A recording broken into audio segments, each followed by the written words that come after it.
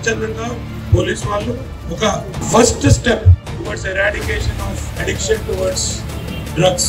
ఇది మనం చేసే బాధ్యత ప్రతి ఒక్కరిలో ఉందని చెప్పుకుంటూ, లీడర్ల మీదే కాదు ప్రతి ఒక్కళ్ళ రెస్పాన్సిబిలిటీ. ఇది ఎంత తొందరగా మనము చేస్తే, మన రెస్పాన్సిబిలిటీ బాధ్యత తీసుకుంటే అంత జల్దీ ఈ సొసైటీని బాగుపడిపోయవచ్చు. ఇప్పటికే చాలా లేట్ అయింది కాబట్టి మన సొంత అన్న ఉండని, తమ్ముడు ఉండని, పిల్లోడు ఉండని అడిక్ట్ అయితే మనం ఒక రెస్పాన్సిబిలిటీ తీసుకొని, ఇప్పుడు ఒక హాట్లైన్ నెంబర్ కూడా ఉంది స్టేట్లో, లేకుంటే మనం నియర్ బై పోలీస్ స్టేషన్లో చెప్తే ఫర్ అవర్ ఓన్ బెనిఫిట్, ఆ రోజు మన ఇంటి వాళ్ళు తీసుకుంటే మన మీదే మన కోపం పడతారని అనుకోకుండా, మన ఫ్రెండ్ తీసుకుంటే కోపం పడతారని అనుకోకుండా, ప్రతి ఒక్కరు బాధ్యత తీసుకుని ఇన్ఫర్మేషన్ ఇస్తే we can send them to de addiction centres.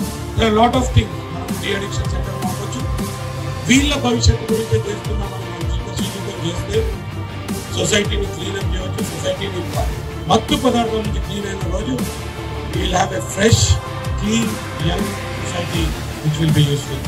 ఈ అవకాశం ఇచ్చినందుకు, ఈ ఇనిషియేటివ్ తీసుకున్న పోలీస్ సోదరులందరికీ ధన్యవాదాలు.